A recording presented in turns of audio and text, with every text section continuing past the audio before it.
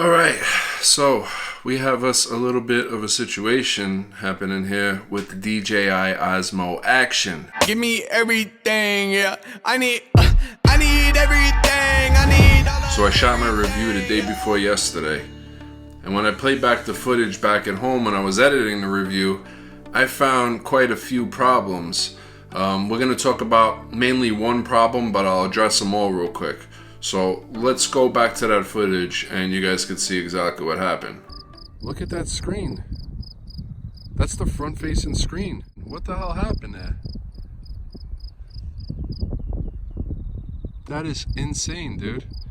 I have no clue what that is, but now I gotta call up DJI. Hopefully this isn't like a bug with their screens, because that just happened. I mean, this is my first day using it and I did nothing to it. I didn't drop it, I didn't bang it, I didn't scrape it, I didn't put it in my pocket with keys, I didn't do anything to this camera.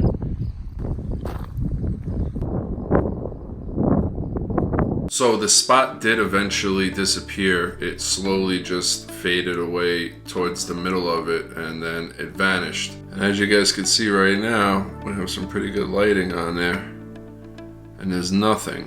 When I turn it on and then switch to the front facing camera, you could see there's nothing. But we're gonna try something out real quick. Actually, somebody commented on my last Osmo Action video and told me that apparently it's a known problem. Now, I'll be honest with you, I was just gonna exchange it for a new one and then maybe think about talking about it briefly in another video on why I had to swap it out. But now that I see that other people are having this problem, so we're gonna do the same test that the other gentleman did. I'll link his video down below, but we're gonna do the exact same test right now and see what happens. All right, so as you can see, we're at 4K 60 frames per second. We press record. We're gonna flip it over.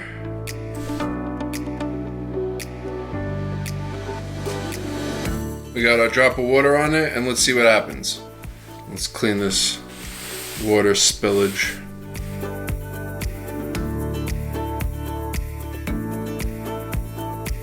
Alright, we're at 2 minutes and counting, and I can start to see a little spot forming, but let's let it rock a little more and see what happens.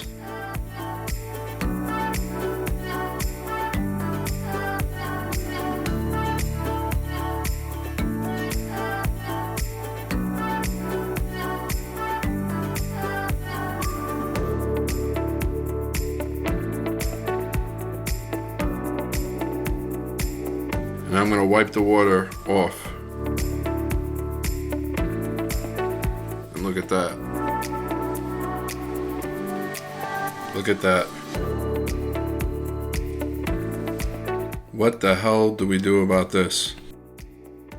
What in the hell do we do about this? Look at this.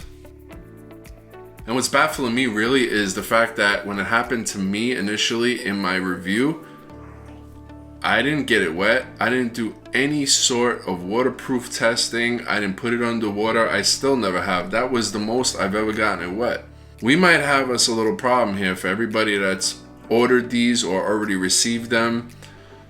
There might be a recall. I don't know how you fix hardware problems with software. I'm not really sure. I am not an engineer by any means, but I can't see how that problem gets fixed without a recall.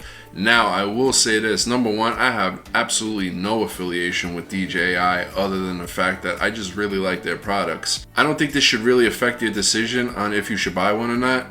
I just think you should wait until they get this ironed out, because this is a problem now that's starting to emerge. I myself am going tomorrow back to the DJI store that I bought this from, and I'm going to exchange this, and I'll see if it happens again with the other one, and I'll keep you guys updated. Now also, another problem that I did have was really nothing major, but some of the footage from the review, the audio wasn't synced up with the video correctly. It was like a second and a half off. It really wasn't a huge deal. All I did was detach the audio from the video and then line it up correctly, and everything was fixed. Regardless of the fact, I stand by my statement. If this thing is working properly and when this thing is working properly, it's currently the best action camera that I've personally ever used. Now, quick update. I am going to continue to shoot with this before I return it tomorrow. I'm going to head outside right now and do another video.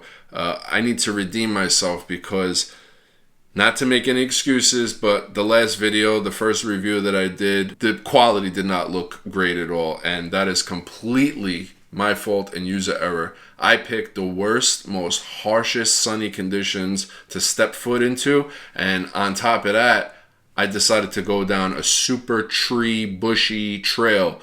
So what happens in a situation like that, for those of you guys that don't really know, number one, you would think that sunny, bright days are ideal for filmmaking, but they're not. You get so much harsh lighting and it blows out the skin. And what happens when you walk through an area where there's a lot of trees hanging over your head, the sun creeps its way in and out of those bushes and just constantly gives you shadows all over the place. Let me tell you something.